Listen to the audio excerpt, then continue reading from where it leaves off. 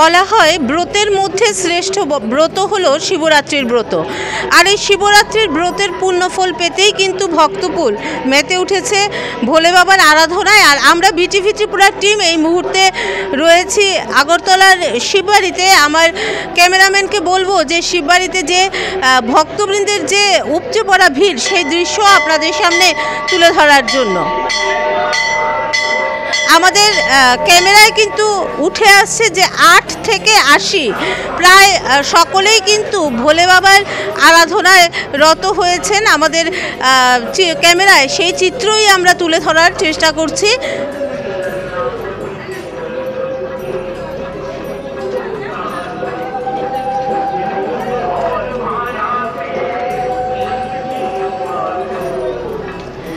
চলুন কথা বলে নেওয়া যাক ভক্তকুলের সাথে। আমাদের সামনে দেখছি যে একটা ছোট্ট মেয়ে খুব সুন্দর করে সেজেগুজে কিন্তু বাবার দরবারে এসেছে। তোমার নামটা কি? তুমি কি পুজো করছো? হ্যাঁ। স্নান করিয়েছো ঠাকুরকে? না, ঘরে ঘরে করিয়েছো? ঘরে করেছি। তো এখানেও কি করাবে? আচ্ছা, উপোস করেছো? হ্যাঁ। আচ্ছা, কি চেয়েছো ঠাকুরের কাছে? ভালো করে পড়াশোনা। ভালো করে পড়াশোনা। Thank you. আপনি কি বাবা হন? হ্যাঁ। আচ্ছা, আপনিও কি উপোস করেছেন? হ্যাঁ, করেছি। প্রতি বছরই করেন? করি। আচ্ছা, কি মেয়ে আর বাবাই এসছেন নাকি? আমার মিসেস এসেছে। আচ্ছা, তো পরিবারের সকল সদস্য মিলেই ভোলে বাবার আরাধনা করা হয়? হ্যাঁ, করছি, সবাই মিলিয়ে করছি। আচ্ছা, প্রতি বছরই করেন? প্রতি বছর করি। আচ্ছা, কি প্রতি বছরই করা হয়? আচ্ছা, কি উপোস থেকে? হ্যাঁ, উপোস থেকে। আচ্ছা, তা বাড়িতে কি করিয়ে এসছো? হ্যাঁ, বাড়িতে শিব আছে, করে এসছি। আচ্ছা, এখন এখানে এসছো না? তো শাড়ি পরতে কি ভালো লাগে না পুজো বলে? পুজো বলে। আচ্ছা, মানে ভোলে বাবার কাছে শাড়ি পরে আসতে হবে তাই?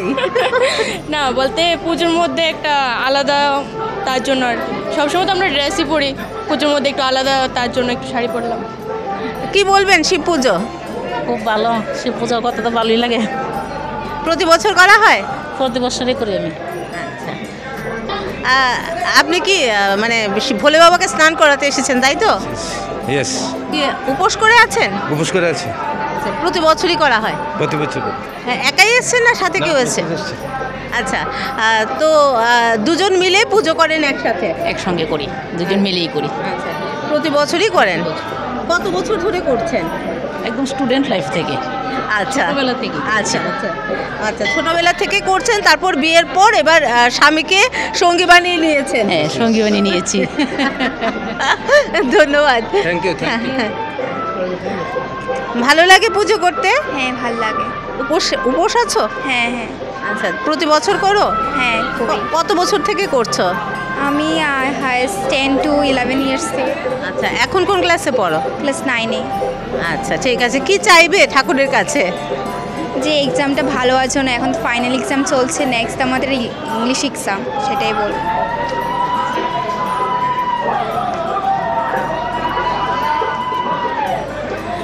কেমন লাগে শিব পুজো? ভালো লাগে। প্রতি বছরই করা হয়? হ্যাঁ, করা হয়, প্রতি বছর করা হয়।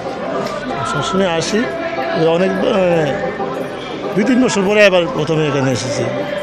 আচ্ছা, মানে 2-3 বছর পরে এখানে এসেছেন, অন্যবার কোথায়? ওই নেতাজি চৌমুহনীতে করে হয় কি। আচ্ছা, উপোস থেকেই করা হয়? উপোস থেকে বলতে মানে একটু ফল টল খাওয়া হয়, হ্যাঁ, মানে ভাত টাত খাওয়া হয় নাকি। ঘরে কি চান করানো হয়ে গেছে? হ্যাঁ, ঘরে স্নান টান করে এরপরে এখানে আসি। আচ্ছা, কি একাই এসছেন? না, ওয়াইফ এসেছে, আচ্ছা, মেয়ে এসেছে। আসো এইদিকে। তুমিও কি উপোস করেছো? উপোস করেছো?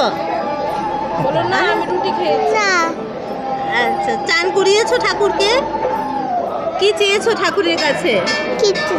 কিছু চাওনি। আচ্ছা, ঠিক আছে। আপনিও কি উপোস থেকেই পুজো করছেন? প্রতি বছরই করা হয়? হ্যাঁ, প্রতি বছরই করা হয়। আচ্ছা, ঠিক আছে। বিয়ের আগে কি করতেন? বিয়ের আগে 1-2 বার করেছি। আচ্ছা, বিয়ের পর শিব ভক্তিটা বেড়েছে। ঠিক আছে, ধন্যবাদ।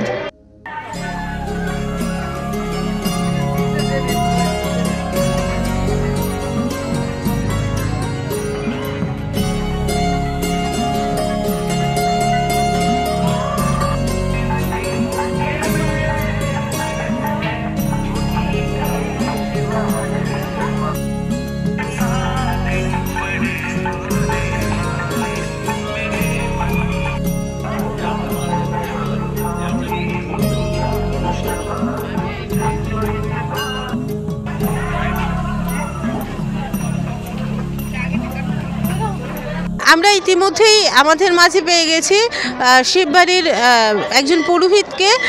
নমস্কার, আপনার নামটা? আমার নাম নীলকণ্ঠ চক্রবর্তী, আমি শিববাড়ির পুরোহিত। শিববাড়িতে শিব পুজো একটা বিশেষত্ব অবশ্যই আছে, তো এই পুজো সম্পর্কে যদি কিছু বলেন, পুজোর মাহাত্ম্য সম্পর্কে যদি কিছু বলেন। আজকে হলো বাবার মহাশিবরাত্রি। শিবরাত্রির যেই চতুর্দশী তিথিটা, সেটা কালকে আপনার রাত্রি 8টায় লেগেছে এবং আজকে বিকেল 5:43 শিবরাত্রি চতুর্দশী তিথিটা ছেড়ে দেবে। কালকে আমরা রাত্র 8টার দিকেই বাবার মাথায় জল ঢালা শুরু করিয়েছি এবং এখনও চলছে, আপনারা দেখতে পাচ্ছেন। আজকের দিনে ভক্তরা যা মনস্কামনা বাবার কাছে চায় জল ঢেলে, বাবা তা পূর্ণ করে। এবং আমাদের যে এই মন্দির তো বহু পুরানো মন্দির এবং আপনি আমাদের যে বিশেষ পুজোগুলো সেগুলো রীতি মেনে আমরা চতুর্দশীতে পালন করে থাকি। যেমন কালকে বিকেলে সন্ধ্যা আরতি হয়েছে, সন্ধ্যা আরতি হওয়ার পর আপনার বাবার মাথায় জল ঢালা শুরু হয়ে গেছে। আজকে ভোরবেলা বাবার চতুর্দশীর বিশেষ পুজো হয়েছে এবং সন্ধ্যাকালীন সন্ধ্যা আরতি হবে।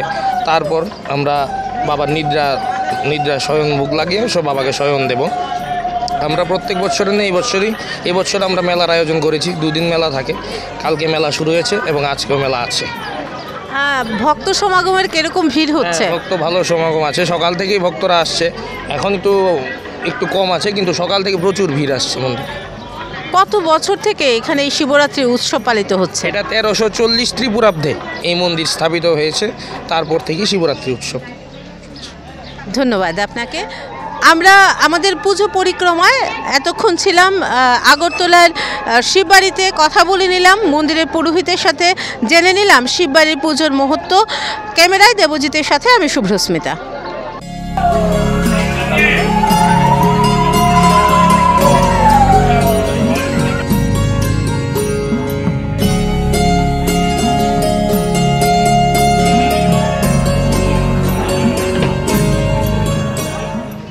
আমরা বিটিভি ত্রিপুরার টিম এই মুহূর্তে রয়েছে শহরের প্রাণকেন্দ্র হকার্স কর্নারের পাশেই যে শিববাড়িটা রয়েছে সেই শিববাড়ির সামনে। এখানে প্রজাপিতা ব্রহ্মাকুমারী একটা স্টল খুলে বসেছেন।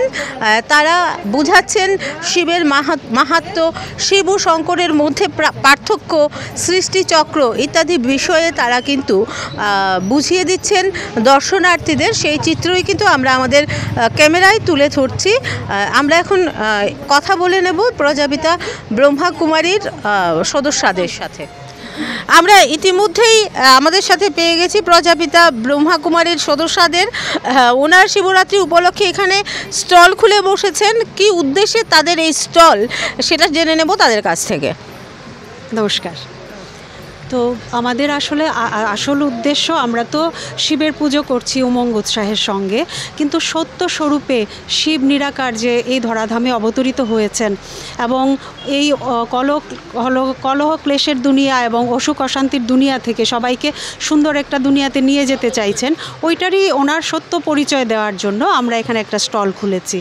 আর মানে এখানে দেখুন, আমাদের সবার মধ্যে এখন বিভিন্ন ধরনের রাগ, ক্ষোভ, ঈর্ষা, তারপরে আমাদের সবারই ডাক্তাররাও বলছেন যে এখন অধিকাংশ ডিজিজ সাইকোসোমাটিক ডিজিজ।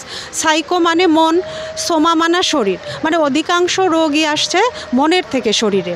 তো আগে যখন মনটা যদি আমাদের সুস্থ থাকে তাহলে শরীর অটোমেটিক্যালি সুস্থ হবে। তো এইটাই আমাদের উদ্দেশ্য, যে উনি যে এসছেন আসলে তো আমাদের মানে সমস্ত অসুখ অশান্তি থেকে আমাদের মুক্ত করতেই এসছেন।